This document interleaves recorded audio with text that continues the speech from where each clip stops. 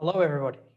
It's great to have the opportunity to present our learnings from 8 years of conservation agriculture scaling activities in South Asia through the Sustainable and Resilient Farming System Intensification, or SURFSI, project.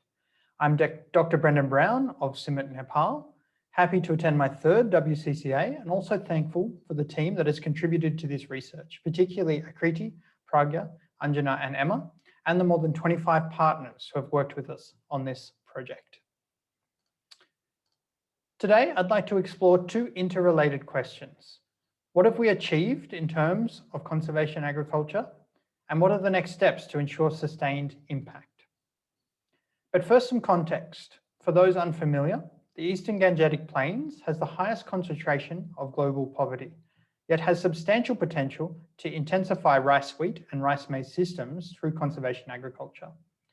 Our work focuses on 6 nodes of influence across Nepal, West Bengal, Bihar, and Bangladesh, and these are the locations that we'll discuss today.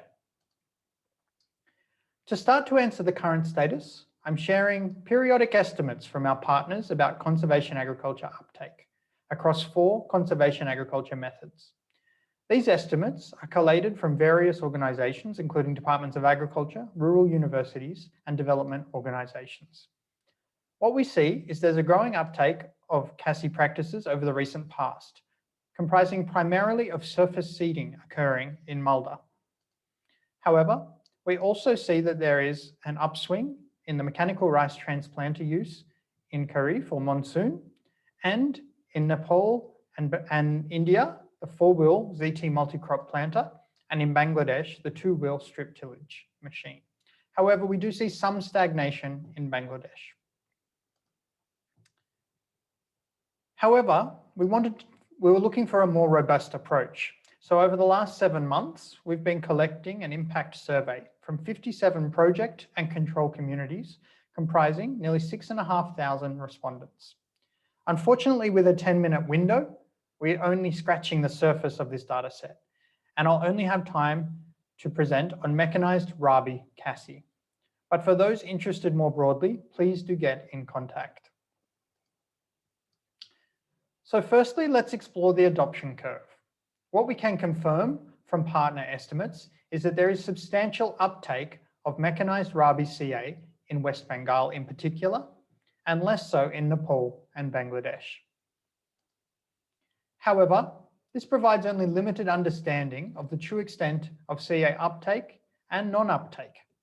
To go beyond this, we've applied the stepwise process of mechanization framework, which is built out of the process of agricultural utilization framework, presented at the last WCCA in Argentina and published in Ag Systems. When we use that framework, the output looks like this, and there's a lot to unpack. But essentially, this helps us categorize a community into 8 typologies and 4 categories, including the exposure gap, those who have negatively evaluated, the pool of potential short-term adopters, and the ideal outcome of unassisted use. Let's first focus on that exposure gap. What we can see is that in 4 of the 5 geographies, the exposure gap is dominant, and it's only in Cooch Behar in West Bengal where we see that more than 1 in 2 farmers who responded to the survey were exposed to CASI machinery. This means that, of course, it is a really persistent constraint that is limiting the scaling of conservation agriculture. More so, however, when we explored that information gap in those that had passed through exposure, that is the interested, disinterested, disadoption, and current users, what we found is that across all of those typologies, more than 80% of respondents identified an informational constraint.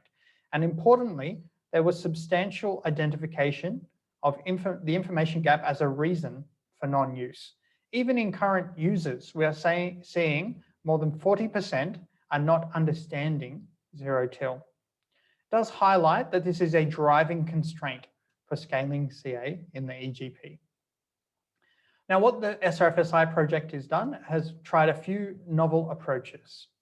Firstly, we developed a visual training syllabus available in English, Hindi, and Bengali, scripted and filmed with local partners and community members, and indeed with real farmers and service providers as actors. It aims to cover common issues with learning about, implementing and troubleshooting CA machinery for both farmers and service providers, and also useful for extension services. This is available on YouTube and also on our online repository, srfsi.cimit.org. What we've tried to do here is to create a centralized online repository for CA information focused on the Eastern Gangetic Plains, and particularly targeted to users. So different landing pages for farmers, service providers, extension services, policymakers, and researchers, really trying to centralize that knowledge and make sure it can be accessed and is framed in a way that's useful to those end users. Some of the things I won't go into too much detail now is the world first massive online open course for conservation agriculture. Now, Dr. Ramdat is presenting that in theme 4, so please do look at his presentation for more information. Likewise, when we talk about convergence, how was it that Cooch Behar has closed that exposure gap?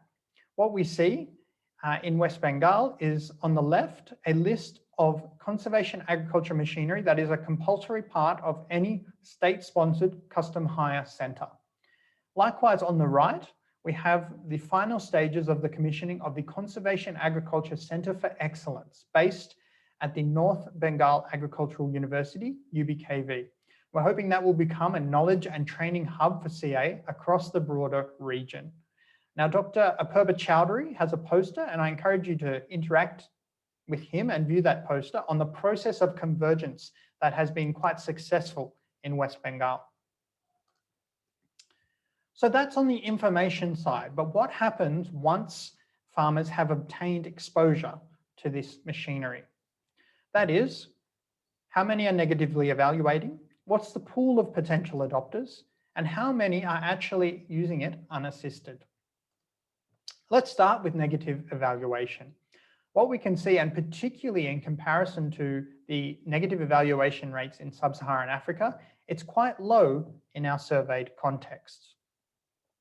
When we look at the reasons for negative evaluation, what we can see is that information and awareness, as well as access to machinery and service providers, are the dominant reasons that somebody has given up on conservation agriculture. It tends not to be machinery performance. The exceptions to that seem to be in Malda, where we do see more incidents of issues with stover management, machine performance, and weed management. Interestingly, there is divergence between disadoption and disinterest here. If you look at yield and weed management, these tend to identify that there are different reasons to be a disadopter rather than disinterested, and that will mean different informational needs and promotional strategies to bring them back into potential adoption. Now, in terms of potential short-term adopters, what we do see is there's substantial elements of pre-use disinterest. That is, people who want to use but have not progressed to use. That's alongside constrained adoption, which is would be using if they could access a zero-till drill. When we explore the reasons for a lack of progression, again, we see information and access to service providers as the dominant reasons for a lack of progression. It doesn't, again, tend to be the technology of CA. Again, Malda showing some signs that there might be some issues with performance, and cost an issue in Bangladesh.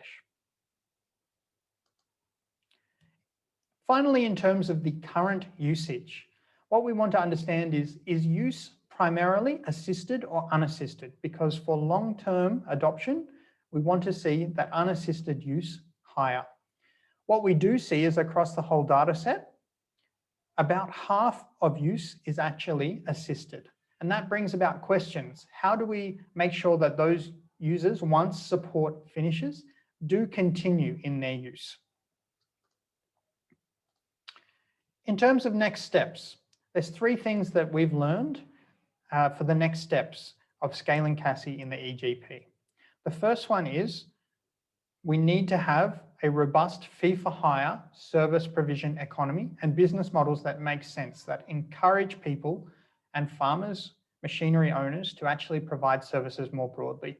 I encourage you to find us in the poster sessions, because we do have a poster that looks at how service provision is constrained in the Eastern Gangetic Plains for direct seeded rice. The second one is we've shown in West Bengal that we need to converge on policies at the state level. We need to develop novel materials that can be accessed widely, not just within projects, but more widely, to close those persistent information gaps. And thirdly, the only common issue with the technology itself seems to be seed drop. So thinking about what novel ways we could adapt the seed capture mechanism in zero-till drills to try and overcome that. Finally, I'd just like to thank the Australian government that has commissioned this SRFSI project run through CIMMIT. We have more than 25 partners up there that contribute to this work. We've just scratched the surface in this presentation, but please do get in contact if you have interest in further learning about the EGP and CASI. Thank you.